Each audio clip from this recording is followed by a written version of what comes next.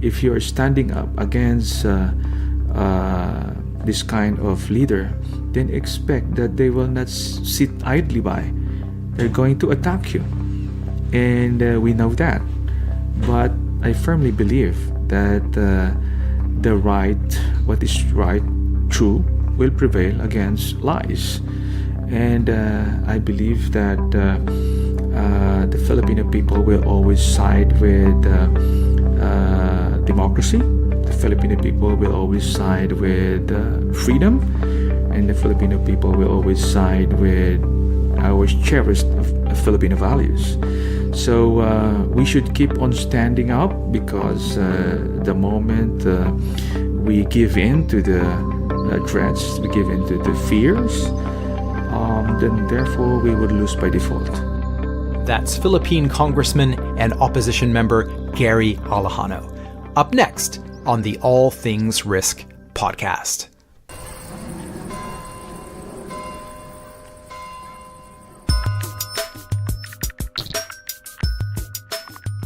Welcome back to the All Things Risk podcast. My name is Ben Catania. I'm your host. This is my show, the show where we use the lenses of risk and uncertainty to explore a variety of topics, all with the aim of getting better at embracing uncertainty and to learn more about this crazy world in which we live. To all those of you who've been here before, welcome back and thank you. I'm very grateful that you are with us. Now, last week I said that we'd be back in 3 weeks, but that is obviously no longer true. And that's because what happened since then is I got this great opportunity to speak to today's guest, and I decided that it was better to get this episode out into the world sooner rather than later. But before we get into that, just a couple of things. First, as before, this episode is brought to you by Audible, the world's home for audiobooks. I personally love Audible. I listen to audiobooks quite regularly, particularly when I'm running or commuting, and sometimes that's the same thing. One of the things that I like about it is that you can sync where you left off in your audiobook with where you are with the same book in your Kindle. And the way Audible works is that each month you get credits that you can use to get an audiobook. The books are yours to keep. And if you are a listener to the show, you can get a free 30-day trial, which includes a free audiobook, which is yours to keep. Just go to audibletrial.com/allthingsrisk if you are in the USA, or click on the link in the show notes if you are in the UK. Second, I am running 2 online courses on decision making, one on November the 27th, if you want some training on making individual decisions. And on December the 4th, I'm running a similar course, but this time for small businesses and startups. Both are very reasonably priced. Check out the show notes and do feel free to share it with anyone who you think might be interested. Okay, let's get into it. This is a conversation about skin in the game. It's about leadership, democracy, geopolitics, and much, much more. My guest is Philippine Congressman Gary Alejano. And it's a conversation that reverberates across much of the world given the state of world politics and global leadership. However, I think it also reverberates because it is also about personal and collective values. It's about risk-taking and defending those values in the face of acute threats. Before becoming a congressman, Gary Alejano was a soldier in the Philippine Marine Corps and risked his life many times in various combat operations. He was awarded the Medal of Valour for his service to his country. In 2003, he was one of a group of young officers that led a mutiny to protest corruption in his country's armed forces. Yeah, I said this was about risk-taking. This mutiny was known as the Oakwood Mutiny. It was named after the hotel he and his co-mutineers occupied. And it was an incident that received worldwide attention. I actually was living in Manila at the time and was just down the road when it occurred. And it led to some reforms, but it also led to Congressman Alejano and his colleagues being detained for 7 years. And we talk about that.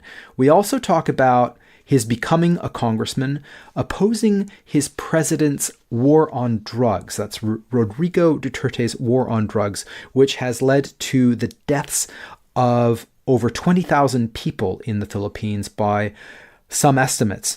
And we talk about that. We talk about what's happening inside the Philippines, fake news, democracy, authoritarianism, China and geopolitics. Congressman Alejano's run for a Senate seat next year, and taking acute personal risks in public life. I think you'll learn a lot from this conversation. It's one that transcends borders, and I came away firmly of the view that Congressman Alejano is one of the world's good guys. So let's go and meet Gary Alejano.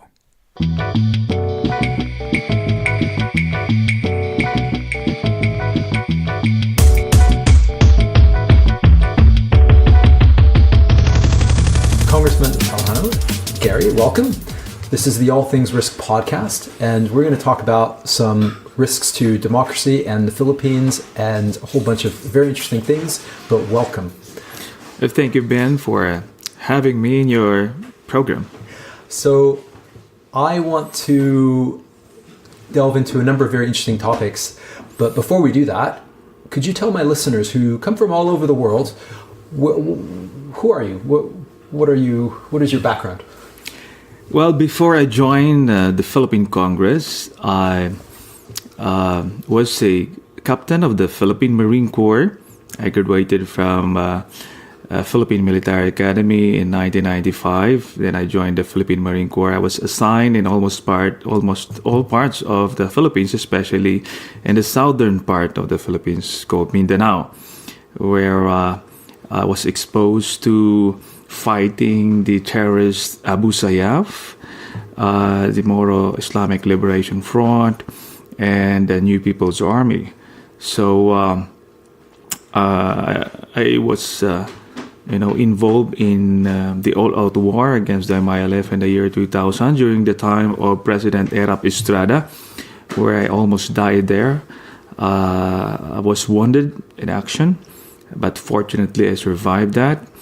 And because of our, experiences in the field, where our, poor Filipinos are suffering from poverty, injustices, because I've asked myself why we continue to kill each other for, 5 decades now. So it opened my eyes on the realities on the ground, where the lack of services of the government given to the people led the people to rebel against the government, and these root causes should be addressed rather than killing them. So eventually, together with my colleagues in the armed forces, mostly my classmates from the Philippine Military Academy, staged a protest against the administration of Gloria Macapagal-Arroyo in the year of 2003. And we occupied a hotel in the business district in Manila, in Makati, where we aired our grievances involving our organization and the government as a whole. And long story short, we were detained because aside from the fact that we agreed to step down when they promised to address our grievances, the government reneged on the agreement. So we were detained. And we were detained for 7 years, from year 2003 to 2010. In our quest for answers to the problems of our country, later on we decided to join politics inside detention. So the first person who joined the politics because he was the face of the organization, the Magdalo, being the spokesperson of the organization, Senator Trillanes ran for office in 2007, then Lieutenant General grade of the Navy. And he won the elections. He won a Senate seat in 2007 while inside detention, without experience in politics. Wow. Where were you detained? We were detained inside the camp. We were detained in different detention centers. First, they didn't want you together.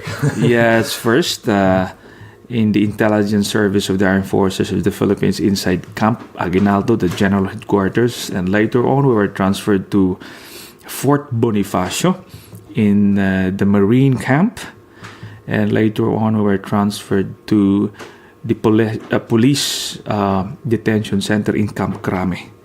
So after elections, we were encouraged to move on because the subject of our desire to serve is the people, and since they've gave us the mandate to serve them, we organized a mass-based organization inside detention.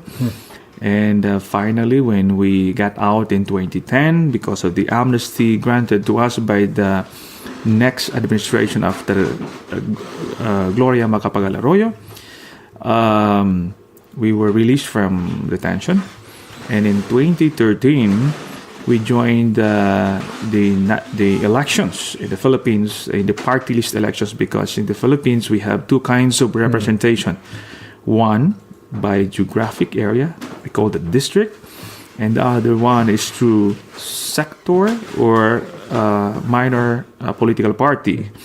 So in my case, I represent the former and retired members of the Armed Forces of the Philippines and the Philippine National Police. Okay. So in 2013, we garnered enough votes for 2 seats in Congress. So together with my colleague, Congressman Francisco Acidillo, we served Congress, 16th Congress from 2013 to 2016. And then in 2016, another election, we were able to get only 1 seat, and that's what I represent. So this is already my second term in the Philippine Congress representing our sector. Okay. I'd like to delve into a lot of that, particularly the mutiny in 2003. But before we do that, did you always want to serve in the armed forces? Yes, it's my dream since I was in high school, because in our province, in the central part of the Philippines, province of Negros Occidental, we were placed under no man's land. I think that was in 1989, and I was a witness to the atrocities that happened there. A lot of people were killed. What happened? Because that place was placed under no man's land. So that means anybody can go and claim land? No. The certain areas in that part of the province should be cleared of residents. Okay. And anybody who are caught inside that area could be considered as enemy of the state. So if you're found there, even if you are not a rebel, then you're subject to manhunt. Yeah. Okay. So that experience prompted you, or somehow had inspired you to serve your country? Yes, because I believe that I would be able to serve my country by serving the armed forces. That's the reason why I took up the entrance examination of the Philippine Military Academy, and I passed in 1991. So I entered the academy in 1991 and graduated in 1995. Okay, you talked a lot about, or you saw a lot of the conflict. For my listeners who don't know that much about the Philippines, sometimes they maybe have heard about Abu Sayyaf or the MILF, but can you explain some of the things that you saw, and then you talked about the root causes of what you saw. Could you dive into that a little bit more? Yes, the Philippines was under the the United States as a colony of the United States, and we were given independence after the Second World War in 1945. Although we had a Commonwealth government before that, there were already rebels in the Philippines, but got united with the Filipino people during the World War II against Japanese. So after the war, the Philippines was governed by Filipino people, but the rebels continued to exist. As far as I can remember, the long-running insurgency in the Philippines is still there. It started in late 60s, in 1969, 1968, when the Communist Party of the Philippines was founded together with the New People's Army as its armed wing. And along with that formation of the Communist Party of the Philippines, the Moro National Liberation Front in southern Mindanao was also founded almost at the same time with the Communist Party of the Philippines. So we have insurgency all over the country, and the Moro National Liberation Front was focused in the southern part of Mindanao because they wanted independent Islamic state in Mindanao, because they believe that that Mindanao has never been occupied by colonizing forces from the Spanish time and by the Americans. So they believe that they are not Filipinos and they deserve to be called, Bangsamoro. Up to now, we have that issue in the southern part of the Mindanao. So because of the increased violence and atrocities that happened from the late 60s towards early 70s, it prompted then President Ferdinand Marcos to declare martial law covering the entire country. So that martial law lasted until 1986. So it was during the time that the Philippines was placed under the military control with the President Marcos. There were so many human rights abuses that happened during the time, and it was after almost 30 years of dictatorship, it seems that we're sliding back to dictatorship again by the election of President Duterte in 2016. So because of those experiences by the Philippines, the root causes of inequity, landlessness of most of the Filipino people, and unequal distribution of wealth, and the lack of basic social services given to the people, and they believe that we're being manipulated or controlled by foreign countries, especially the United States at the time, and also controlled by the oligarchs, few people controlling the resources of the government. So the rebellion persisted for the longest time. And in 1986, the Marcos regime was toppled by the people power. So the Marcos regime wasn't able to defeat these insurgents. In fact, it aggravated the situation in the Philippines, because in their desire to silence and to control the opposition forces, including the rebels, it created two more problems. Because a government that does not listen to its people will certainly encounter more problems. So in 1986, when the Marcos regime was removed, was toppled, it was replaced by the Aquino administration. So we regain democracy, we regain freedom. But of course, after so many years and corruptions continue to haunt the government, which resulted to incompetent service, and corruption in the government continued to persist as well. Maybe the Filipino people got tired of this, and maybe they wanted to experiment on some other system. So they got tired of politicians. Is the reason why they've been looking for solutions to the problems. And when Duterte presented himself as somebody who is outside the political circle of the capital of the Philippines, Manila, is from Davao, the southern part of the Philippines, when he presented himself as,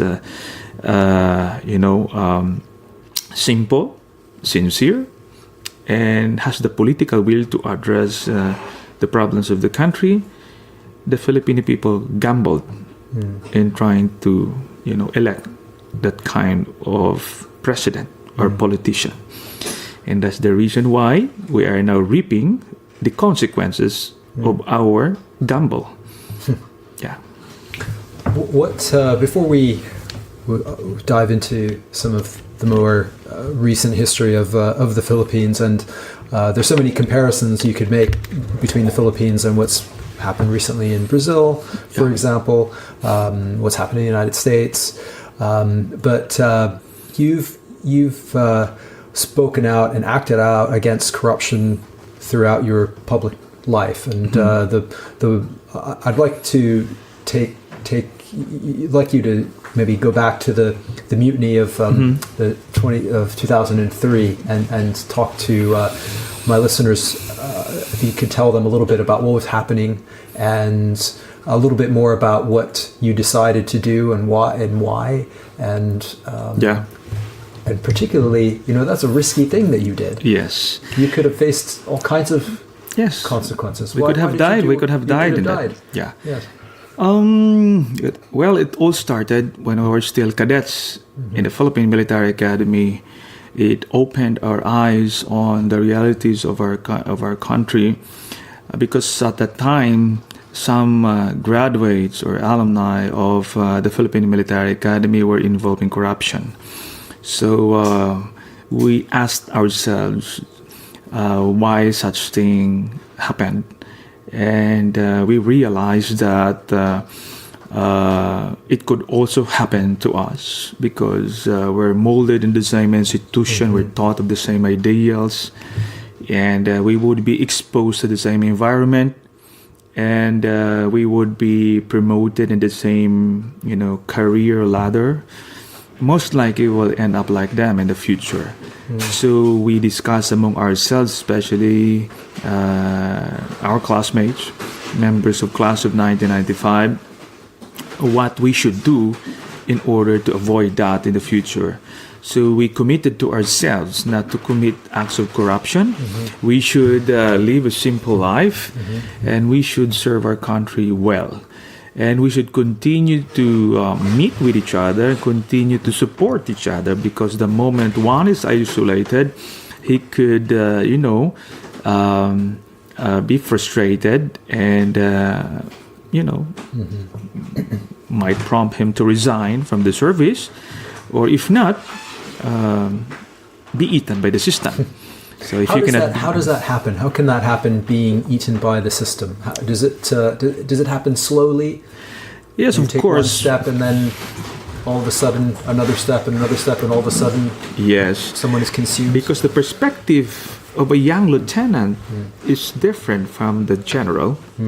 Because a lieutenant is somewhat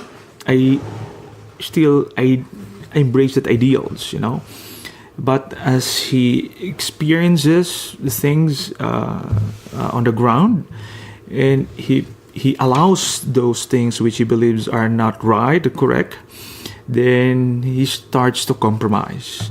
And as he goes up the ladder, he would experience the same things, and he will reach a point wherein he will decide on resources of the unit, resources of the battalion or the company or the brigade. Then the moment he compromises again with that, he goes up again, then he will reach a point wherein he would believe there's no more problem, because he's already part of the problem. So it goes slowly. So that's the reason why we committed to ourselves that as early as second lieutenant, fresh from the academy, we should be very aware of our actions, and we should, shun corruption. We should resist that, so that it will not eat us along the way. So with that opening of our minds, we experienced, or we saw other issues on the ground, like, the corruption, the local government units, the culture pervading in the outskirts of far-flung areas in the Philippines. So it led to our suffocation. So one major thing that really pushed us to protest against the government was when we learned that some of the firearms and the ammunitions coming from the government were being sold to the enemies of the state. And that's corruption. They wanted to make money, but the thing that they were doing would result to the deaths of my comrades, would result to my death. So it was really ironic on our part to be serving the country and would be killed by our own arms and by our own ammunition. So we cannot take that. So also there were other issues, like at the time the United States government was looking for their allies in trying to stop terrorists right from their own countries, from the source. That was after 9/11. So they would only support a country with a declared terrorist organization. So the Philippines at that time had no terrorist organization. So in order for us to receive support from the government, the Philippines should create one. Right. And you can only create one by creating some sort of scenario, like a chaotic environment, like bombings, killings. There were bombings in the port of Davao airport, pylons along the way, and there were some soldiers involved, and there were plans that we discovered. And as a soldier who swore to defend and protect the Filipino people, it's the end of it. We cannot take that. We're killing our own people, because there were so many civilians who were killed at a time, innocent civilians. So we decided, it's very hard to cross the line. From an active officer or an active member of the armed forces to cross towards the other line where you will violate laws of the land and you would be killed. But our rationale at the time was that every time we go out of our patrol base or detachment, the chance of our death is already there. We could be killed anytime in the name of serving our country. So I think it's much more noble in trying to address the policy issue in the government, because that policy issue would result to whether good or bad.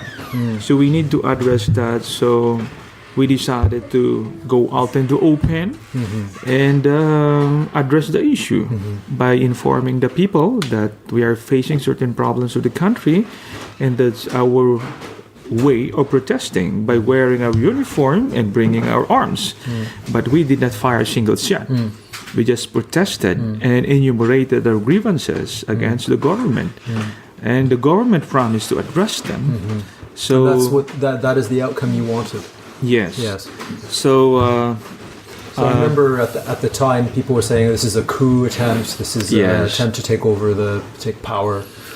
Well, technically, it was not a coup d'état, because a coup would be directed against government installations in order to weaken the power of the government.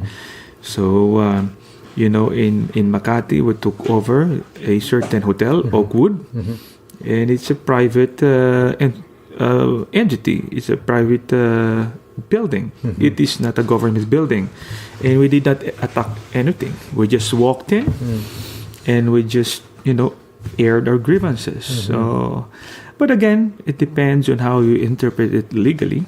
But our objective really is to communicate to the people that we are facing a problem and we should wake up. And we want to send the message so strong that the government should react. And they responded by addressing corruption issues inside the organization. It prompted reforms inside the armed forces as well.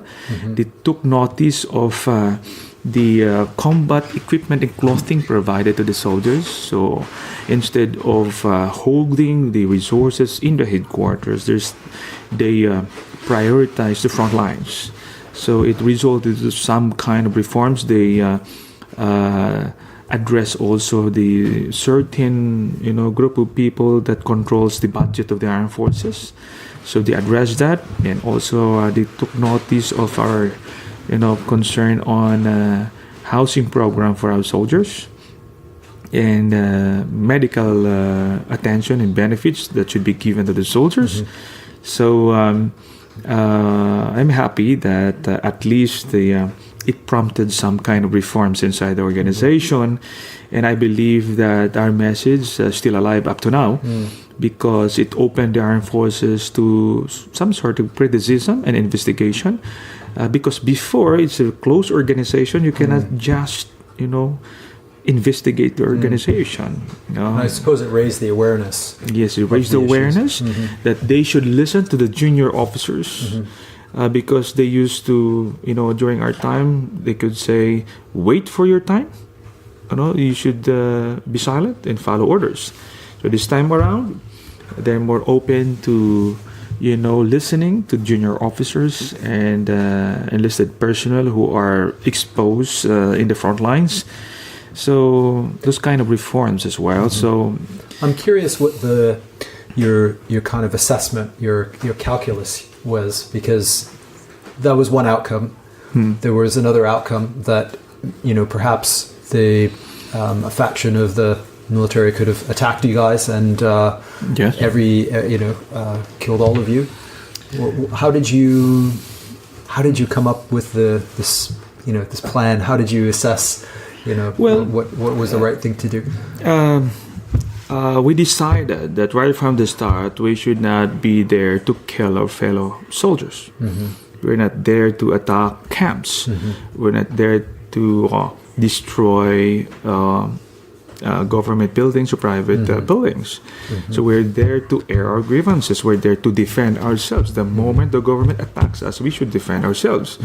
But since they listened to our demands and they promised to address our grievances, so that's the end of it. Because at the end of the day, it's not about us. It's about the people that we're serving. So if the government listens to you, then that's good enough. But of course, it should be a continuing monitoring on our side in order to make sure that these promises are complied with. But specific part of the agreement that they will not file cases against us and they will not detain us. They renege on that because they detained us and they filed so many cases against us. So we suffered the consequences, and but of course we're willing to accept the consequences of our actions because right from the start we know that we will be violating laws of the land. But we were willing to take the consequences in order to send our message through. So we were detained for 7 years, and it was there when we did not waste our time there. We equipped ourselves in a way, physically, mentally. We even enrolled ourselves to courses. Okay. I was able to finish my master's. Okay. Inside detention. Master's in? A master's in public management. Okay. So I have to know how the government is being run because if I want to be part of the solutions, so I should be equipped on how to run a government. So it opened our minds, to issues about the government. So we had discussions on how to solve problems in our country. And we had debate on whether to join politics or not. because in the Philippines, the perception is already there that politics in the Philippines is really messy, it's really dirty. If you're a politician, you're assumed to be corrupt. It's not just in the Philippines. Okay. It's almost every country. So it was a challenge to us because we don't want to be eaten by the system. We don't want to end up like those who went ahead of us. So, but if we will not gamble, if we will not decide, then we would lose by default. So we decided to join politics in 2007 because we know that we can use our position or political space to pursue our advocacies for reforms. We can even make certain ways how to facilitate programs and projects for our constituents. And we can even influence policies like security sector reforms and modernization of our armed forces if you're part of the policymaking body. So, in that time of studying and ideas, what are some of the things that to improve the situation in your country? What were some of the priorities that you had identified? Well, we know that the problems in the Philippines are very complex. It cannot be addressed overnight. And we don't pretend that we can solve the problem alone or solve the problems alone. We believe that we need the involvement of all citizens of the country because nation building is that cannot be done by the president alone or some people. It should be done together with all the citizens of the country. That's the reason why we set up a mass-based organization.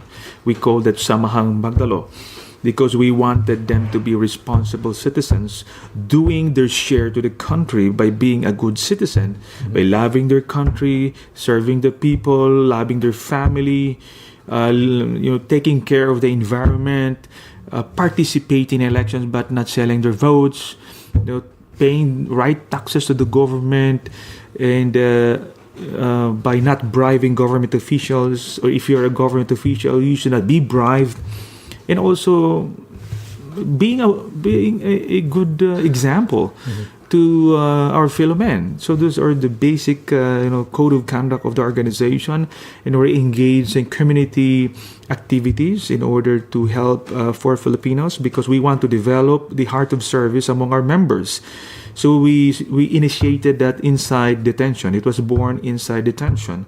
So our leaders, their volunteers, pretended to be our relatives because they could not go in if they are not related to us. They pretended to go in, and I conducted orientation about the organization and the objective of our organization. When they go out, they start spreading the word. And after 2 years, when we were released from detention, the members were already 90,000 members. So it was a movement, actually, in trying to develop some kind of a culture of service, culture of competence, culture of excellence. So up to now, we're still doing that because we understand that the problems could not be addressed overnight. So even in Congress, even in the Senate, Senator Trillanes, who is my colleague, who ran in 27, is going to end his term this next year, 2019. Is only one among the 24, and me is only one among the 294. So we can only do so much. But we make sure that we're doing our part, and we have been consistently the top performers in both houses. And we continue to advocate for good governance by doing a role as a fiscalizer of the government, because we believe that a healthy democracy is being achieved by having healthy opposition, because we need to provide check and balance to our government. So we're doing that right now in this present administration. And I am proud to say that so far we have maintained the commitment that we had before, that we should have certain limits when we're dealing with our office, because the moment you don't put boundaries to what you should do in government, then we would end up the same politicians that we hate before. So I can say that we've maintained that. We did not compromise ourselves. That's the reason why we always found ourselves in a difficult situation every elections, because we don't have resources. We don't have resources because we don't steal money from the government.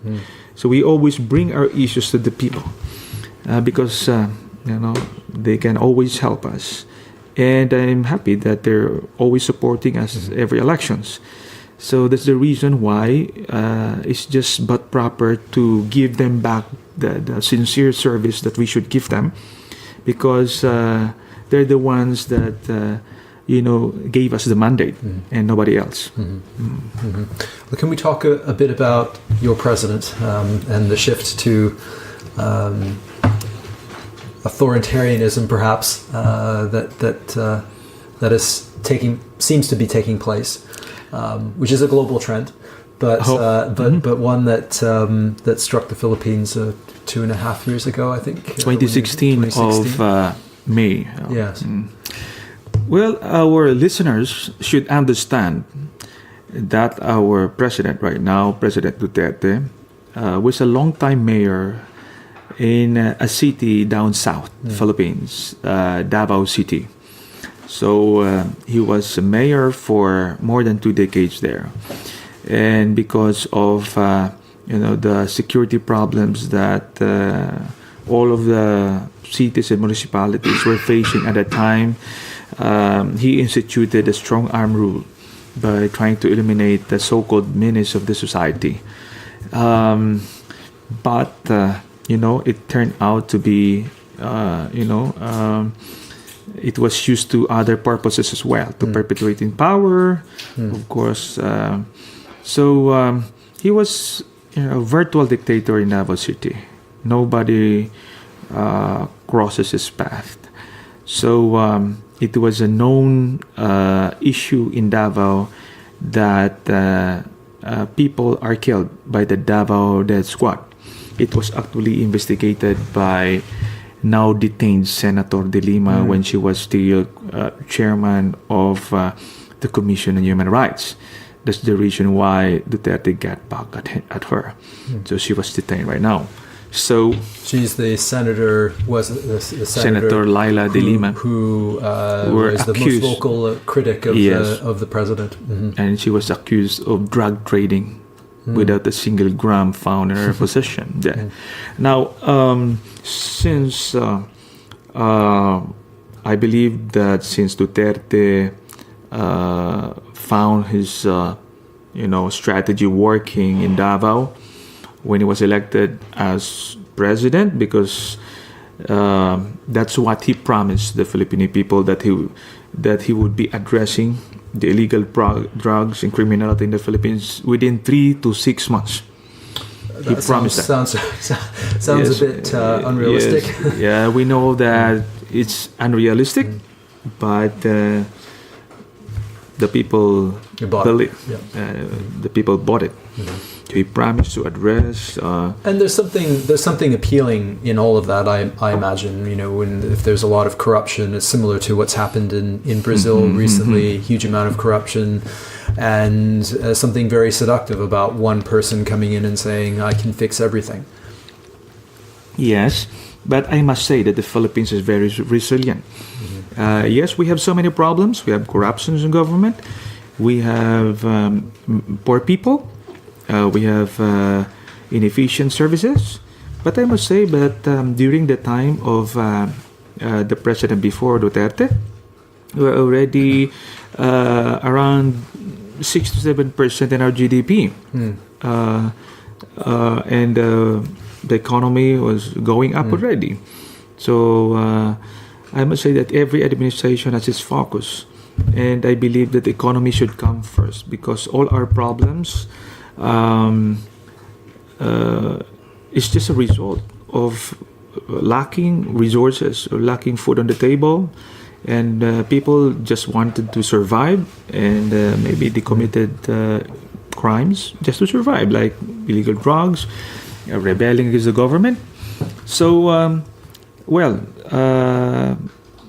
it was very tempting for the Filipino to gamble on that kind of promises for leadership, and we accepted that. Being among ourselves, we accepted that it was the voice of the people, and we are in a democracy. The majority wins. So he was elected as president. We gave him the benefit of the doubt, in fact. But when the killing started, we cannot anymore take that. So we started to call out the attention of the government. So these are the extrajudicial killings of yes, of suspected drug users, drug dealers. Yes, yes, and the killings on the streets did not happen as as a coincidence of the policy pronouncements of the president.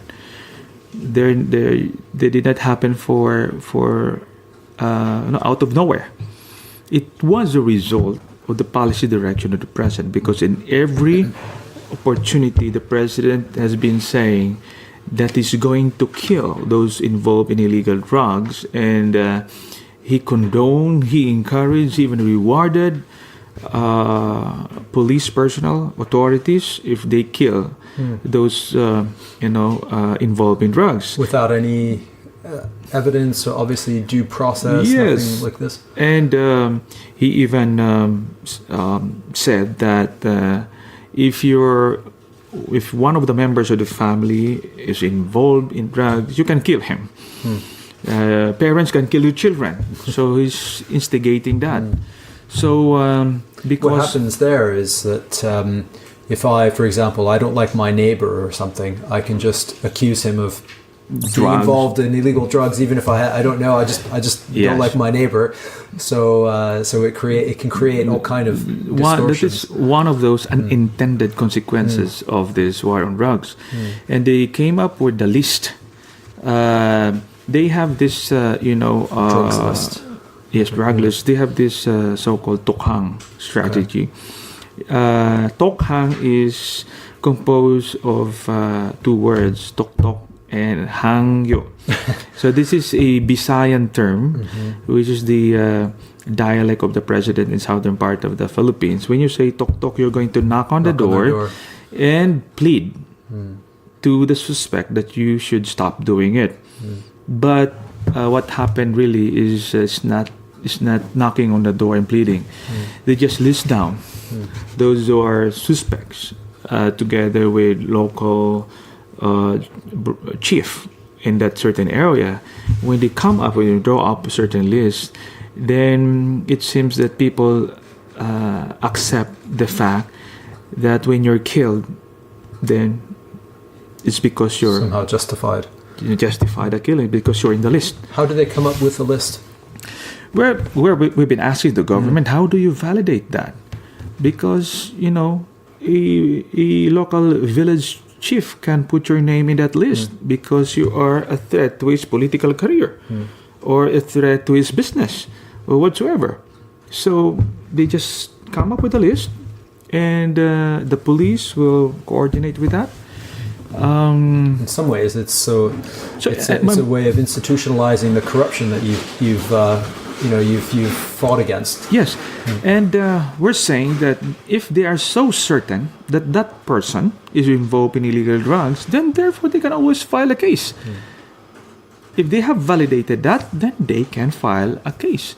So if one of the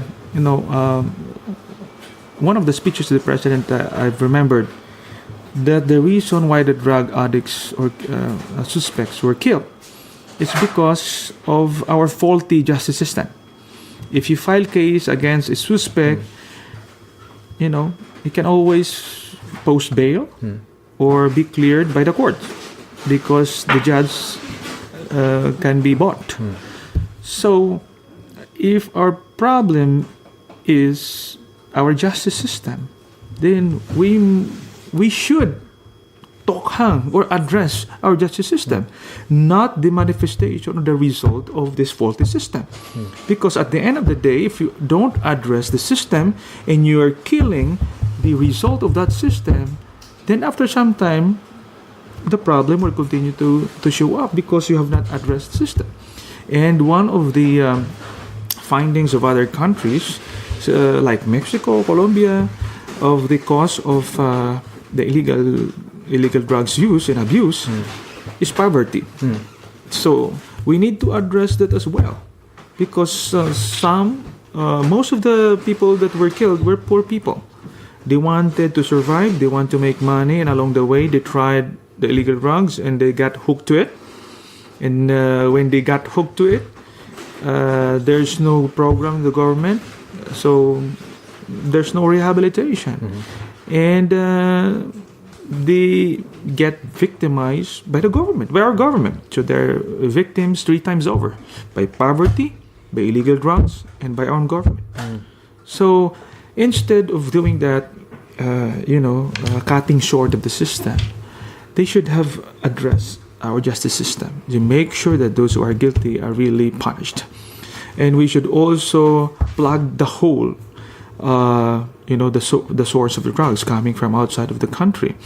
So we have a porous border. We have 36,000 kilometers long coastline. So where do most of the drugs come from? Well, in our official investigations, the House of Representatives, coming from the police, drug enforcement agencies, the bulk of the drugs come from China. And that's interesting, because your president is very is kind of close to China. So what we're saying is that the president will readily order the killings of an ordinary Filipino, but he is not mad at those who are responsible in bringing in tons of shabu inside the country, and even passing through our own Bureau of Customs. We should have expected the president to really get berserk and mad to those responsible of bringing in tons of shabu in the Philippines. But I have not heard the president really getting mad about this issue. But those who are involved in drugs, ordinary people, 1, 2 sachets of shabu.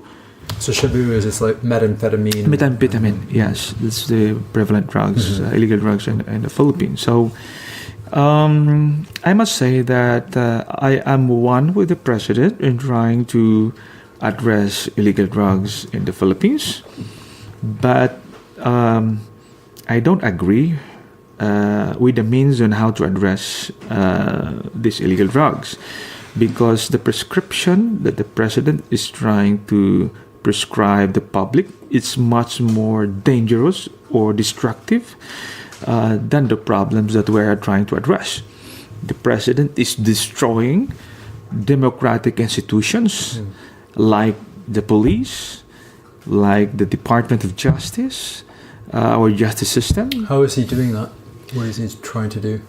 An example, the Philippine National Police, instead of equipping our Philippine National Police to be good investigators in trying to collect evidence of suspects and trying to catch dealers or addicts, they're now given the signal to kill. So instead of for them to be good investigators, they're now good shooters. Do they get rewarded for that?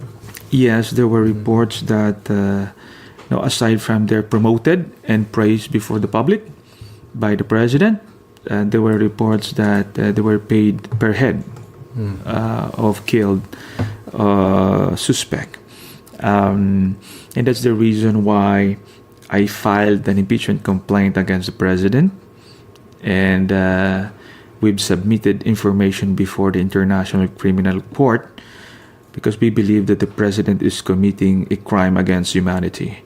Because as of now, we have thousands of Filipinos killed under the war on drugs. In the unofficial estimate, I think it already reached around 30,000 people killed under the war on drugs. And, what we're afraid of is that this war on drugs is not really designed to address illegal drugs in the Philippines, because after 2.5 years of killing spree in the Philippines, you could still see tons of drugs coming into the Philippines. Are they not afraid of the president to be killed? Are they not afraid to be killed in the Philippines? So, in fact, the price of drugs in the Philippines decreased. So, shabu or methamphetamine right now in the Philippines is cheaper as compared before. That means we have oversupply of drugs in the Philippines. So, it's curious, isn't it? Yeah, they're supposed to reduce the supply of drugs significantly because of the killings, but they did not deter the coming of drugs to the Philippines. So there must be some sort of people are saying that the president is just trying to eliminate competition in the Philippines in order competition on drugs, you mean? On drugs? Well, I've heard about that, but it has to be validated.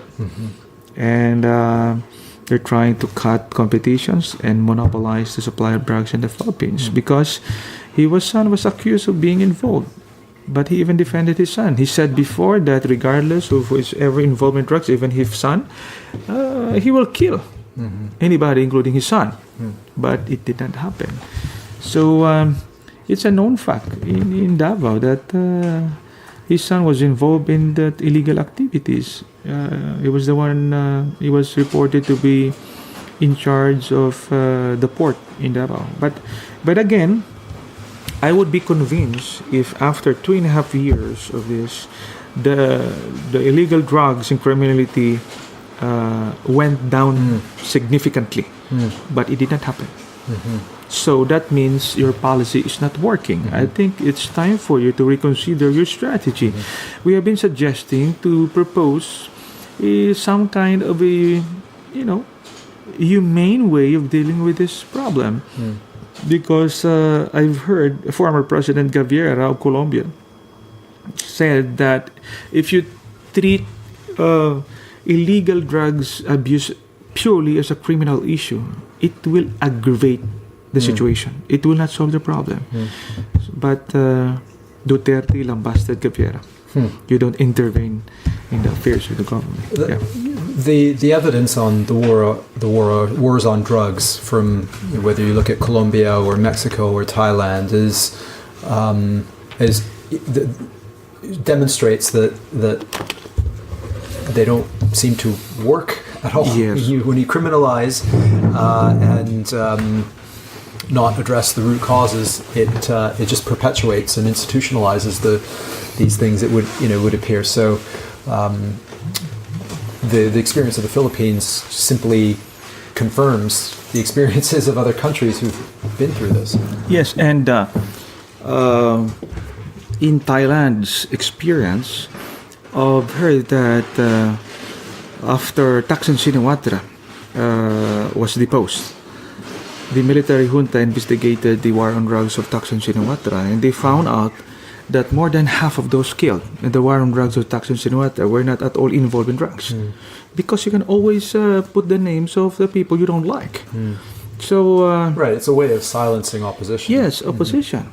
So it happened in Davao. At first, they're trying to convince the people that it is designed to eliminate menace of the society. And after some time, it was used for political purposes in order to silence your opposition. So I think it's happening in the Philippines right now because the war on drugs and because of the result of the graphic killings on the streets, people are afraid because their names might end up in the narco list. So the president does not follow due process of law. he can destroy your name before the public without validation. So that's problematic in the Philippines. So, and you can see what he's done to, the most vocal, his most vocal critics. He's jailed one senator, and he has issued a warrant of arrest to another Senator Trillanes. Senator Trillanes, my colleague, Yes. he revoked the amnesty of Senator Trillanes, the same amnesty that we also availed, that I availed. So if he questioned the amnesty of Senator Trillanes, in effect, he's also questioning my own amnesty. But I think he did not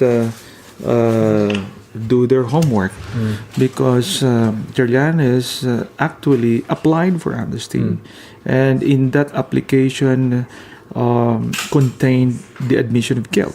So it was found out in the court when the hearings were conducted that he indeed filed the amnesty. I was there together with him when we filed. Around 39 officers and enlisted personnel personally applied during that day, January 5 of 2011.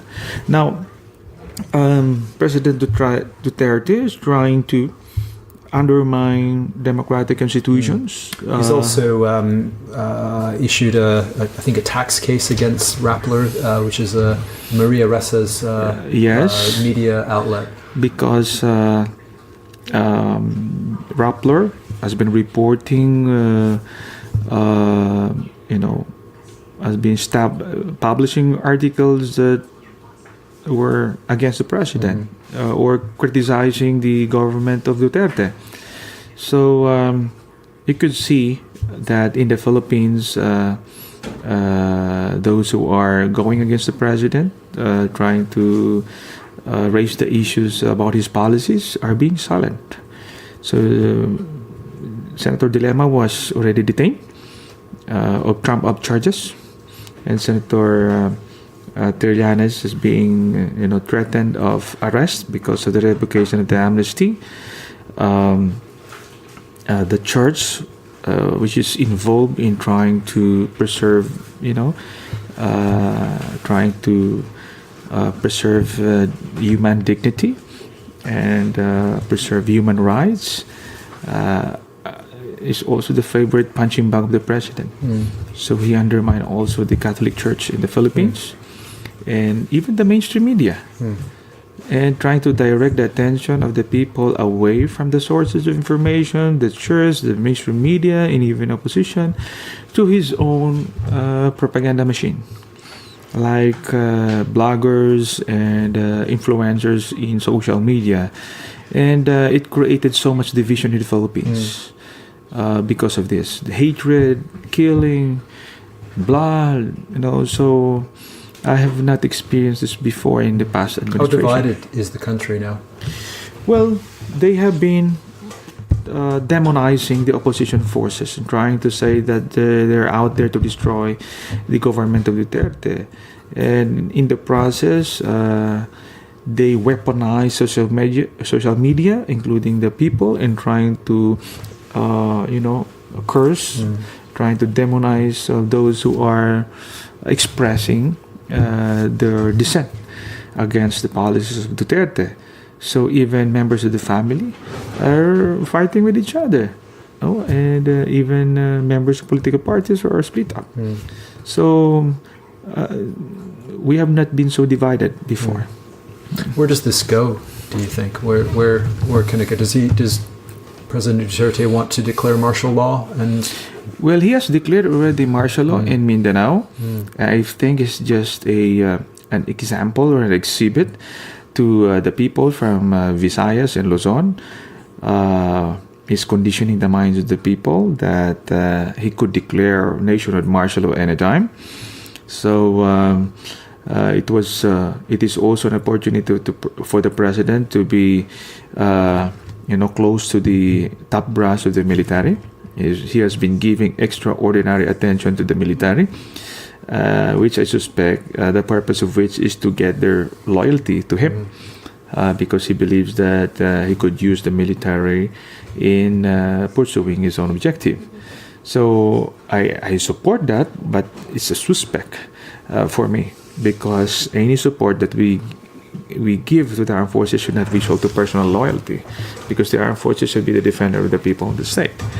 And of course, right now, it's a challenge because the president can always say his piece before the public without being held accountable to what he's speaking before the public. So that's the problem, because we consider public office as something that should provide examples and models to our citizens. It is not the case right now. The president can just do whatever he wants, and the people are, very observant. The president is so sensitive about criticism. That is why the people cannot just freely speak. And that's what we're doing right now. We're trying to, provide check and balance to the present government. It's very challenging because the threat is very real.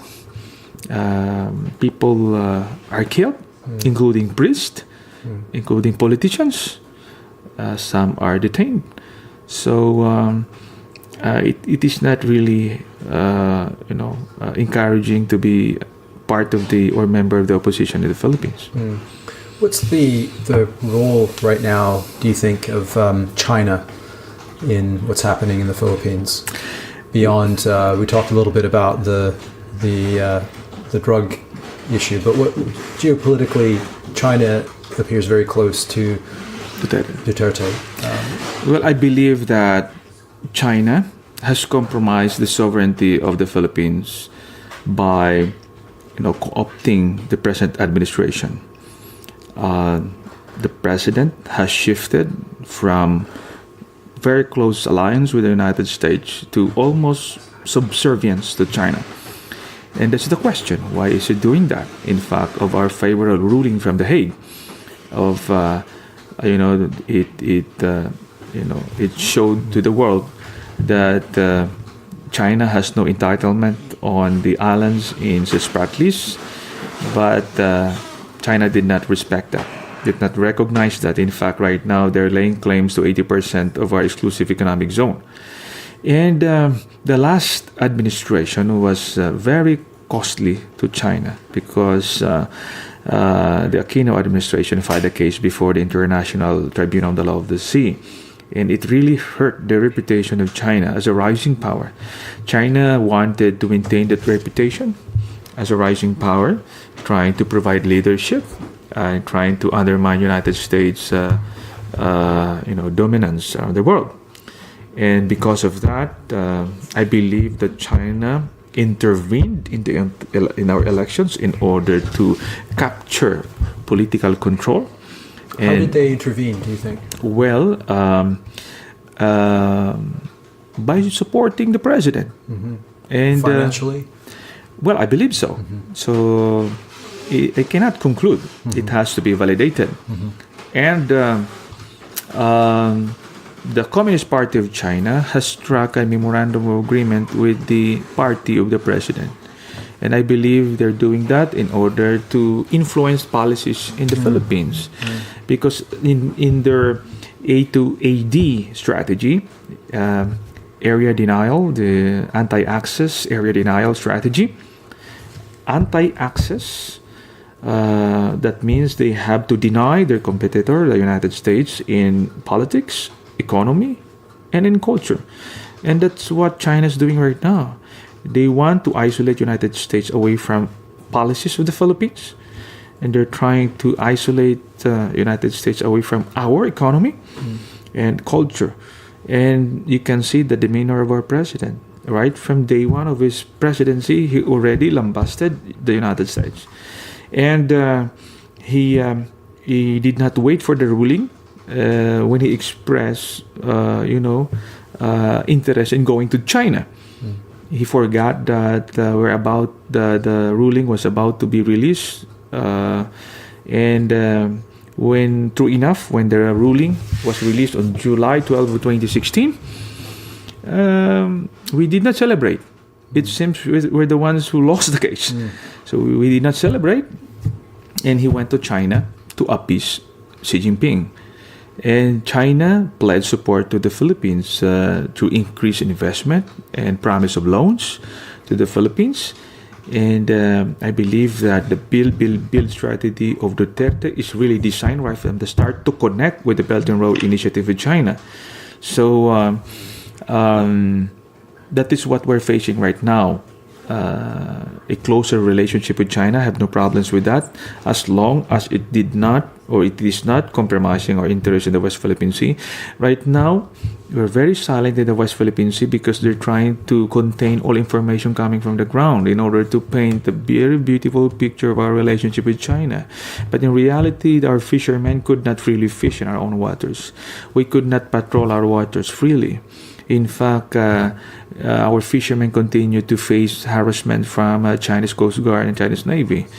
And even our own security forces are being threatened. So you can only be friends to China if you agree with what they want. And China is establishing a norm there. Once it is cemented, you cannot reverse that. So what I'm trying to say is that we continue to talk to China, but at the same time, we continue to assert our rights by adopting a strategy, even non-military strategy, to prove that we are serious with our claims in the West Philippine Sea. So it's a sellout on the part of the president, because if you're silent on our rights and you are willing to take in loans from China, that means you're selling out our rights there. So I've been warning the Duterte administration that we could fall into the trap which is adopted by China. This is the death trap diplomacy of China. It happened already to other countries. We're about to enter the trap because so far only one loan agreement was signed, and there are more coming. So they promised the Filipino people that the infrastructure projects funded by the loans coming from China would generate millions of jobs for the Filipino people, but it did not happen in other countries. Infrastructure projects funded by China employed Chinese laborers. They bring their own workforce, don't they? Yes. Yeah. And they've been looking businesses for their companies, and they're looking for jobs for their people. So they're trying to float the idea that we need technical experts from China. That is why we want to import Chinese workers from outside. And they're trying to condition the minds of the people, because in reality, I believe that's one of the conditions demanded by China. We will provide you loans as long as you allow our workers to work on the funded projects. So the president is trying to tell the people that it is beneficial to the Philippines. Well, we need investment, yes, but we're not really a poor country. Our economy is resilient. In fact, we have surplus in our budget. When I say surplus, there are portion of our budgets which are not used or appropriated, and therefore, why do we need to borrow if we have budgets that are not used? So China is trying to pull the Philippines within its influence, and we're allowing that courtesy of this administration. As I have said earlier, there's no problem with us talking to China, but we should be very careful, because the actions of the president right now have long-term security implications to the Philippines. We have even opened now our third telco. Because we have two major players in the Philippines, Smart and Globe. And the president is opening third, telecommunications. And he's offering that to China. The one that was qualified for third telco is his friend, businessman, Dennis Oy, with a Chinese partner. So I think that is very dangerous, because it comes along security risk to our communication. Well, there are already around the world concerns about Chinese technology in, for example, Huawei products in Australia, CTE, exactly, and so on. So it does create some obvious concerns. What I keep seeing and hearing that President Duterte is incredibly popular, but Is that true? Is that popularity slipping? I see that I know the inflation is high now. Yes. Is he losing his popular base? Well, if you compare the ratings of the president when he started, definitely his popularity is slipping, coming from almost 80 to 90%. It's now down to 50%, and I believe that what's holding on to the ratings is maybe the atmosphere of fear, because I have not heard a dictator who is not popular in his country. He's popular because nobody wants to go against the dictator. In the Philippines, because of this fear factor, you cannot just say I'm against the president, because you could end up, your name could end up in the list of the narco list. Yeah. And if you have witnessed the killings around you, and you don't want to be identified as anti-Duterte, I understand that they would opt to play it safe, or you will say they agree with the president because you're afraid. So that explains the high trust ratings of the president, because we have been asking, in spite of all the things that's happening in the country, why is it that he continues to enjoy the high trust ratings by the people? But we try to investigate around, and the people are really afraid. Just imagine yourself, people approaching you, asking you whether you support the president or you trust the president or not, and you don't know that person. They could be intelligence forces of the police or the drug enforcement agency. You never know. And since you have witnessed the killings, you're afraid.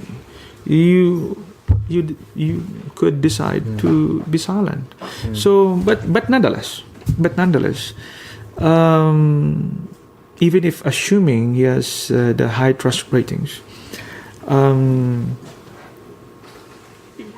he will continue to educate the people of the real score of what's really happening in the country, because it's not only in the Philippines, the proliferation of fake news and propaganda.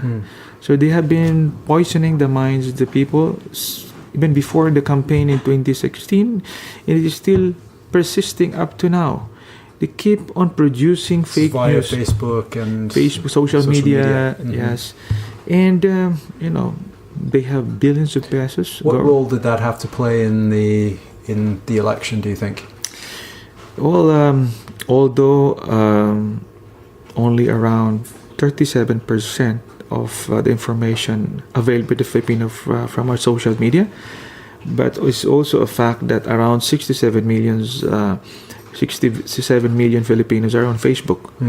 So they access information through their cell phones. So it's a big factor.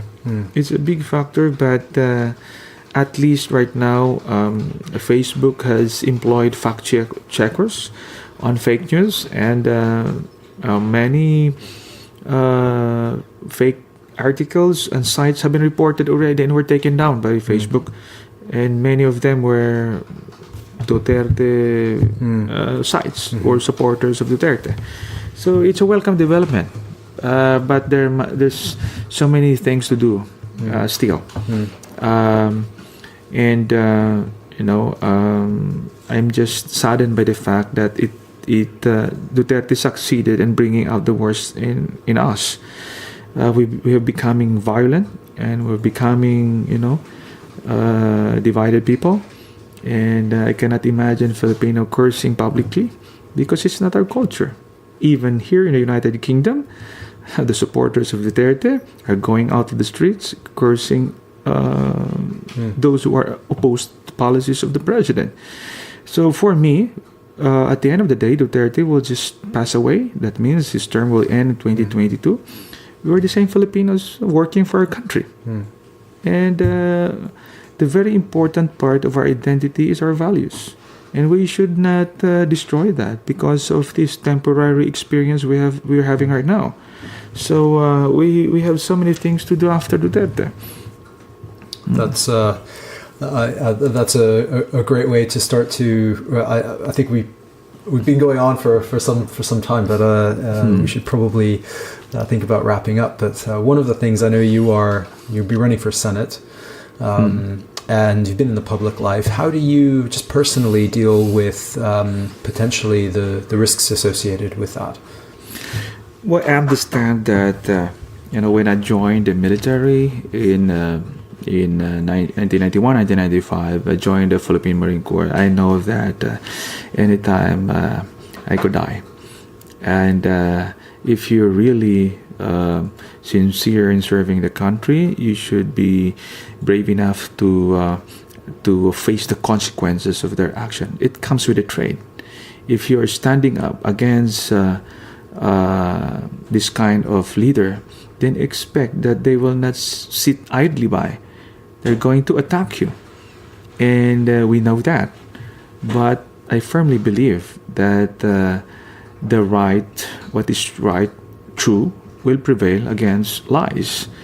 And I believe that the Filipino people will always side with democracy.